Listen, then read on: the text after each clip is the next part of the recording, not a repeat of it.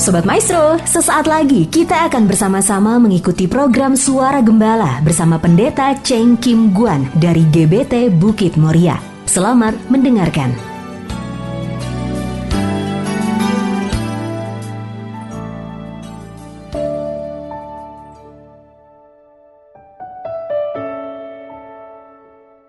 Shalom Sobat Maestro dimanapun berada.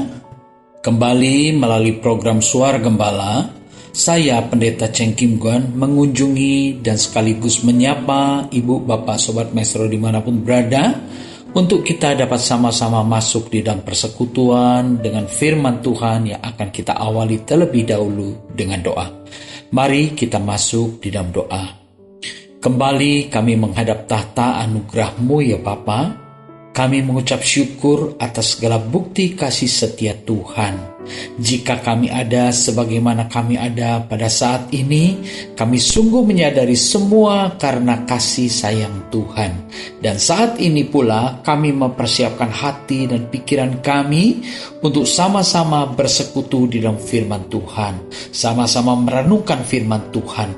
Biarlah Allah Roh Kudus mengurapi memberkati setiap pribadi kami dimanapun berada, agar kami dapat merenungkan kebenaran firman-Mu, dan oleh terang Roh Kudus, oleh hikmat Roh Kudus, kami dapat memahami, dan oleh kekuatan daripada Roh Kudus, kami dapat menjadi pelaku-pelaku firman. Kami rindu akan firman-Mu ya Bapa. Berbicaralah, sebab kami semua rindu dan siap diberkati melalui firman-Mu. Dalam nama Tuhan Yesus Kristus, hamba panjatkan peralaskan segala doa ini. Haleluya. Amin. Puji Tuhan, Ibu Bapak Sobat Maestro dimanapun berada. Pada kesempatan kali ini kita akan sama-sama merenungkan bersama satu topik atau satu judul, yaitu kalahkanlah kejahatan dengan kebaikan. Mengalahkan kejahatan dengan kebaikan. Kebaikan itu ternyata punya kekuatan yang begitu luar biasa, bahkan dapat mengalahkan kejahatan. Kebaikan seperti apakah yang dapat mengalahkan kejahatan itu? Kita lihat daripada satu ayat di dalam Roma 12 ayat yang ke-21. Dikatakan, janganlah kamu kalah terhadap kejahatan, tetapi kalahkanlah kejahatan dengan kebaikan. Ini nasihat Rasul Paulus agar orang-orang percaya, orang-orang di Roma secara khusus, dan kita semua yang saat ini merenungkan kebenaran firman Tuhan, diingatkan kembali. Kejahatan yang terjadi di sekitar saat ini memang kejahatan yang sungguh jahat dan sungguh mengerikan. Tetapi ketahuilah, ada kekuatan kebaikan yang mampu mengalahkan kejahatan yang begitu mengerikan. Kebaikan seperti apakah yang dapat mengalahkan kejahatan? Ibu Bapak Saudara terkasih, setelah manusia jatuh ke dalam dosa, manusia kehilangan kemuliaan Allah. Manusia dikuasai oleh kejahatan, oleh dosa yang cenderung orang berbuat jahat. Kenapa? Karena setiap manusia ketika jatuh dalam dosa, lalu dia mementingkan dirinya sendiri. Dia berupaya untuk menyelamatkan dirinya sendiri. Salah satu contohnya berawal dari iri hati. Iri hati itu iri hati. Di dalam hati terselubung. Tetapi karena ada terselubungnya iri hati, ada dosa itu, maka akan timbul, akan menjadi nyata melalui satu bentuk tindakan. Tindakan pembunuhan. Contohnya itu, Kain membunuh Habil. Apa alasannya? Itu bersaudara. Kok bisa saling membunuh? Kakak membunuh adik. Apa alasannya? Tiada lain, karena iri hati. Di dalam hati. Kenapa bisa iri hati? Melawan perintah Allah. Kita akan lihat sejenak ya. Di dalam Kejadian 4 ayat yang ke-6. Kejadian 4 ayat yang ke-6. Firman Tuhan kepada Kain. Mengapa hatimu panas dan mukamu muram? Apakah mukamu tidak akan berseri jika engkau berbuat baik? Jelas dikatakan di sini, ini firman Tuhan loh kepada Kain. Apakah mukamu tidak akan berseri? Apakah kamu tidak akan bersuka cita jika kamu berbuat baik? Tetapi jika engkau tidak berbuat baik, dosa sudah mengintip di depan pintu. Ia sangat menggoda engkau, tetapi engkau harus berkuasa atasnya.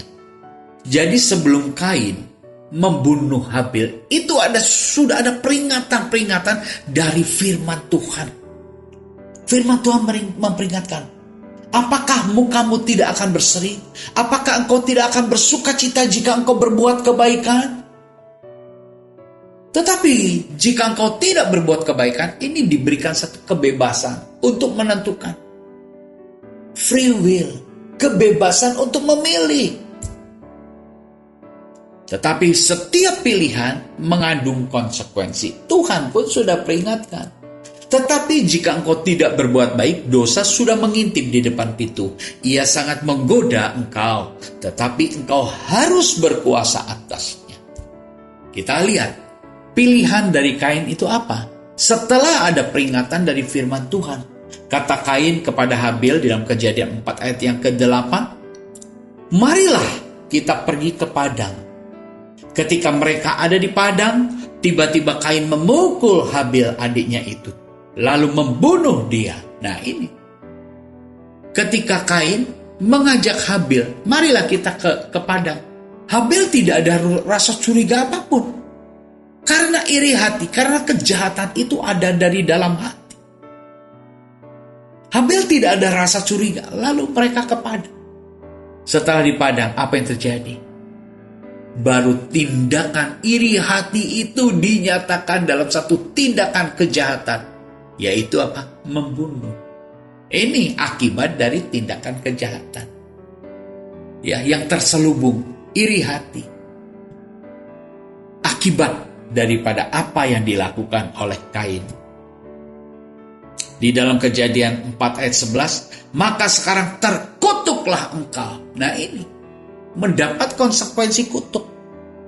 Jadi orang yang melakukan kejahatan itu pasti punya konsekuensi. Di dalam Kejadian 4 ayat yang ke-12, apabila engkau mengusahakan tanah itu, maka tanah itu tidak akan memberikan hasil sepenuhnya lagi kepadamu. Engkau menjadi seorang pelarian dan pengembara di bumi. Ini Tuhan sudah jelaskan kepada Kain. Karena engkau sudah melakukan satu tindak kejahatan, terkutuklah engkau. Apa konsekuensinya? Engkau akan mengusahakan tanah itu, maka tanah itu tidak akan memberi hasil sepenuhnya lagi kepadamu. Hasil sepenuhnya lagi hasilnya tidak akan maksimal. Manusia kehilangan kemaksimalan karena apa? Karena melanggar firman Tuhan. Kita tahu bukan? Semua kita ingin hasil karya kita mencapai maksimal. Tetapi di saat ini kita merenungkan ada pesan Tuhan. Jika engkau melanggar Kain, melanggar apa yang sudah diperingatkan oleh Tuhan, akibatnya apa?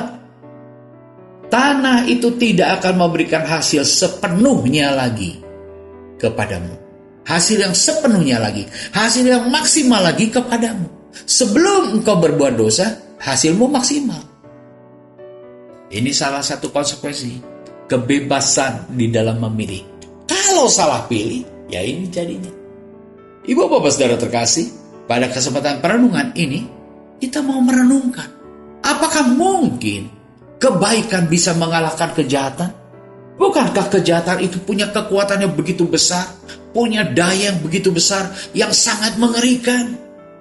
Ternyata ketika kita merenungkan, hanya kebaikan yang didasarkan oleh kasih Allah, kebaikan itu dapat mengalahkan kejahatan.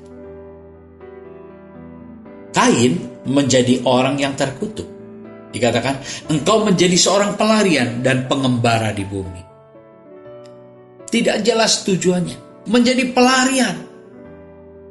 Tidak jelas tujuannya. Tetapi kita akan melihat ya, satu contoh, satu pribadi di tengah pengembaraannya. Yusuf. Kita akan lihat Yusuf ini dalam pengembaraan, bukan pelarian, karena dia pergi ke Mesir, dijual oleh saudara-saudaranya. Di Mesir, di negeri asing, dia sendiri, tidak ada sanak saudaranya. Di tengah pengembaraannya, tetapi Yusuf pribadi yang selalu bergantung kepada Tuhan, bersandar kepada Tuhan, dan hidup dalam ketaatan kepada Tuhan, sehingga Roh Allah menyertai kehidupan Yusuf. Ini pribadi Yusuf. Beberapa minggu kita terus berbicara tentang Yusuf, karena saya melihat banyak sekali hal yang perlu kita gali dan pelajari dari pribadi Yusuf ini. Yusuf menyatakan kasih kepada saudara-saudaranya yang sudah menjual dia. Di dalam Kejadian 45 ayat 1. Ketika itu Yusuf tidak dapat menahan hatinya lagi di depan semua orang yang berdiri di dekatnya. Lalu berserulah ia, suruhlah keluar semua orang dari sini. Lalu kalau kita lihat dalam Kejadian 45 ayat yang kedua. Setelah itu menangislah ia keras-keras, sehingga kedengaran kepada orang Mesir dan kepada seisi istana Firaun. Yusuf tidak dapat menahan hatinya lagi melihat saudara-saudaranya datang. Yusuf menangis di dalam istana. Yusuf punya jabatan. Yusuf orang nomor 2 di Mesir. Kok sampai menangis? Apa yang terjadi? Yusuf tidak dapat lagi menahan hatinya di hadapan saudara-saudara. Kenapa? Bukan tidak menahan amarahnya terhadap saudara-saudaranya, tetapi sebaliknya. Yusuf tidak lagi dapat menahan kasihnya di hadapan saudara-saudaranya. Wah, luar biasa bukan? Ini satu kekuatan. Kasih yang melimpah di dalam hati Yusuf tidak dapat menahan lagi gengsinya dia sebagai seorang pemimpin. Sampai tidak dapat lagi menahan derai air matanya di hadapan saudara-saudaranya. Lalu dia menangis. Jadi kita jelas mengetahui di dalam Kejadian 45 ayat 1 dan 2. Yusuf menangis karena terharu. Bukan karena benci, bukan karena emosi. Menangis karena terharu dan kasih kepada saudara-saudaranya. Mengasihi saudara-saudaranya. Siapakah saudara-saudaranya? Saudara-saudaranya itulah yang berbuat jahat, yang menjual dan menolak Yusuf, sehingga Yusuf ada di negeri asing seorang diri. Itulah tindak perbuatan saudara-saudaranya. Betapa jahatnya dia. Tetapi kita bisa melihat bagaimana Yusuf membalas kejahatan dengan kebaikan yang penuh cinta kasih. Di dalam Kejadian 45 ayat yang ketiga, dan Yusuf berkata kepada saudara-saudara, akulah Yusuf, masih hidupkah Bapak? Ketika ditanya itu, tetapi saudara-saudara tidak dapat menjawabnya, sebab mereka takut dan gemetar menghadapi dia. Sekarang kembali. Saat itu, ketika Yusuf ditolak, dimasukkan ke dalam sumur kering oleh saudara-saudaranya, Yusuf yang ketakutan setengah mati. Tetapi sekarang berbalik. Semua saudara-saudaranya pada takut menghadapi dia. Karena apa? Karena Yusuf menyatakan dirinya, akulah Yusuf, masih hidupkah Bapak? Mereka gemetar dan takut. Di dalam Kejadian 45 ayat yang keempat, lalu kata Yusuf kepada saudara-saudaranya itu, marilah dekat-dekat. Maka mendekatlah mereka, katanya lagi, akulah Yusuf saudaramu yang kamu jual ke Mesir. Itu ungkapan kasih daripada Yusuf. Memang kamu sudah berbuat jahat menjual aku ke Mesir, tetapi aku mau membalas segala kejahatanmu dengan cinta kasihku kepadamu. Sebab itu Yusuf mengundang, mari mendekat kepadaku. Kita akan melihat relasi persaudaraan bisa dipulihkan. Kenapa? Karena kejahatan dibalas dengan kebaikan berdasarkan cinta kasih. Ya, relasi persaudaraan dipulihkan. Kita banyak melihat relasi-relasi dalam persaudaraan, relasi keluarga, suami istri pun banyak terkoyak saat ini karena tidak memiliki kasih. Karena kejahatan dibalas kejahatan. Karena kekerasan hati dibalas dengan kekerasan hati. Mari kita lihat di dalam Kejadian 45 ayat yang ke-14. Lalu dipeluknya lah leher Benyamin adiknya itu, dan menangislah ia, dan menangis pula lah Benyamin pada bahu Yusuf. 15. Yusuf mencium semua saudara-saudaranya itu dengan mesra, dan ia menangis sambil memeluk mereka. Sesudah itu barulah saudara-saudaranya bercakap-cakap dengan dia. Wow, puji Tuhan.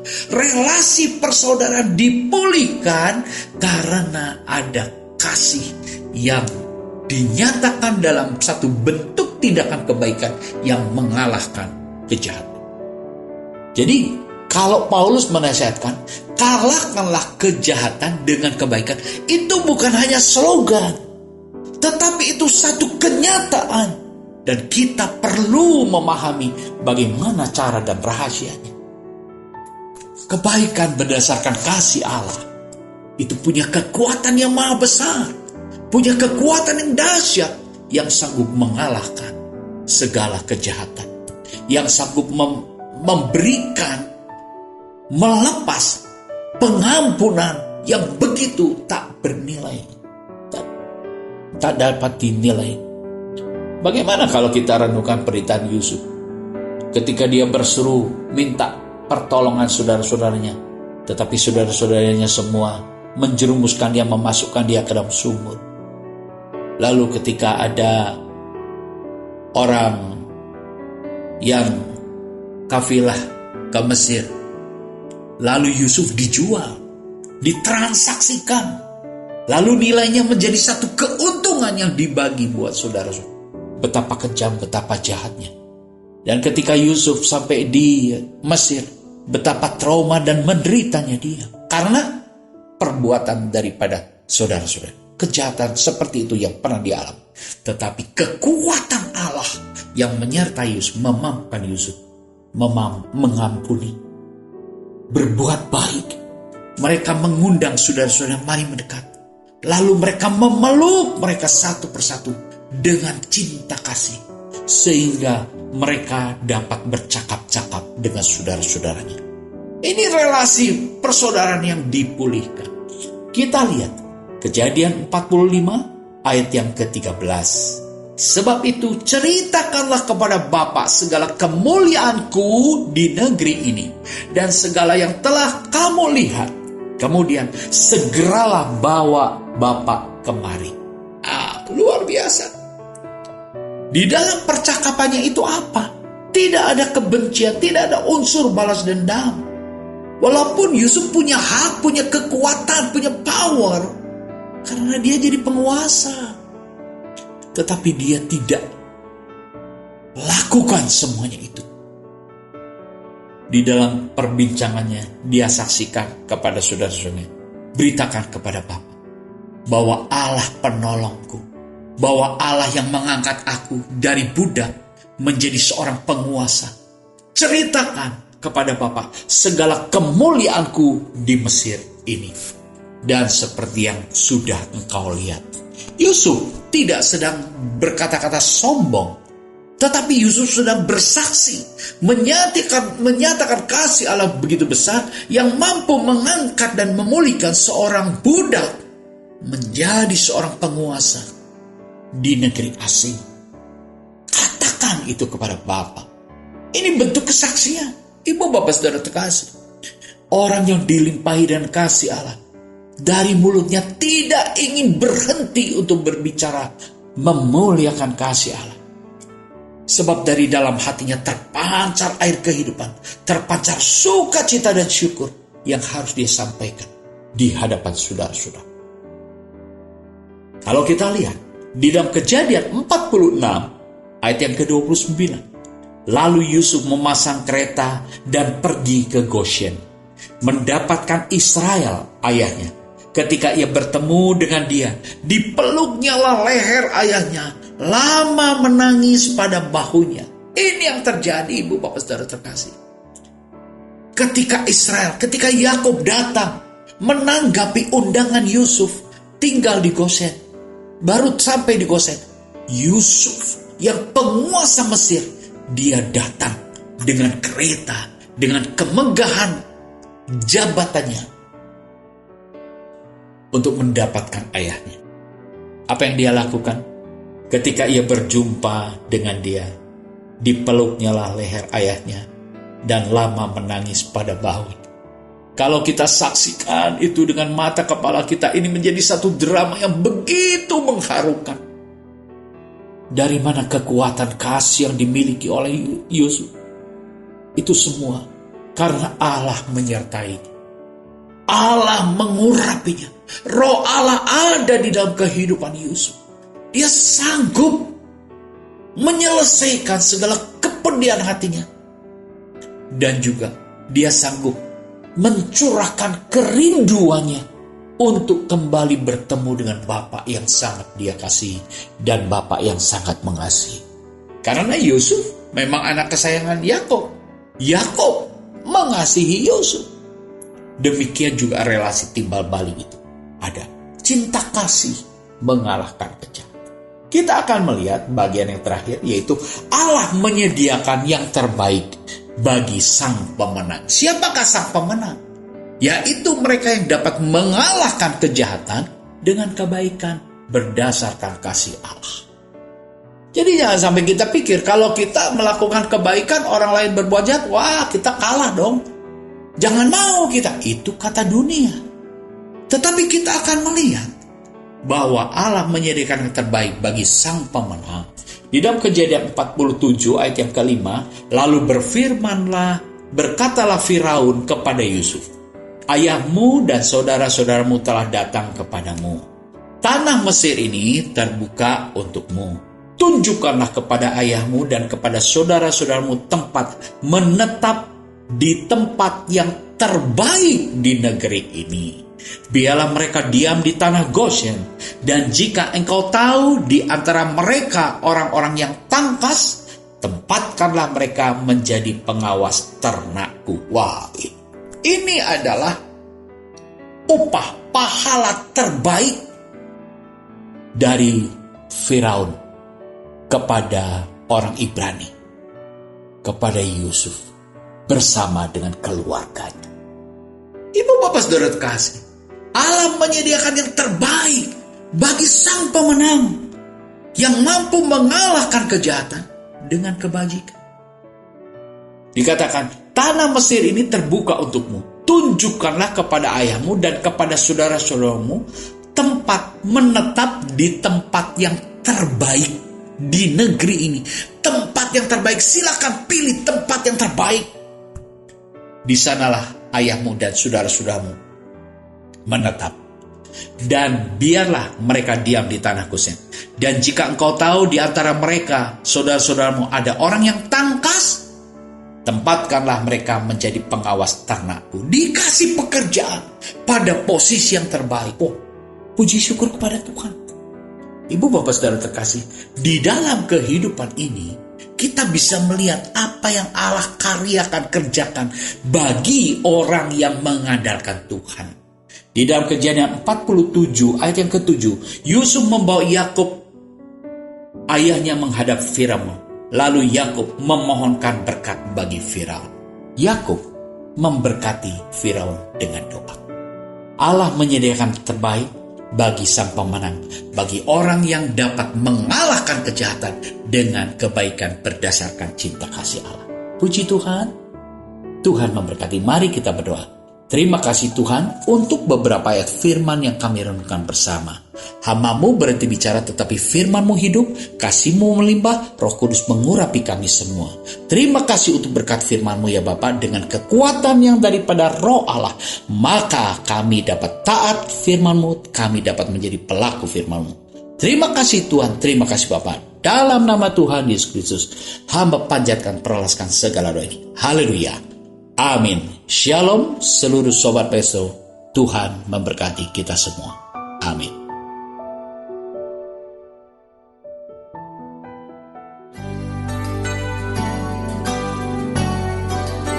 Sobat Maestro, Anda baru saja mendengarkan program Suara Gembala bersama Pendeta Cheng Kim Guan dari GBT Bukit Moria. Dengan tempat ibadah Jalan Bojong Raya Komplek Permata Indah, Blok J nomor 24 Bandung. Phone 0822 1614 3298. Terima kasih atas kebersamaan Anda. Tuhan Yesus memberkati.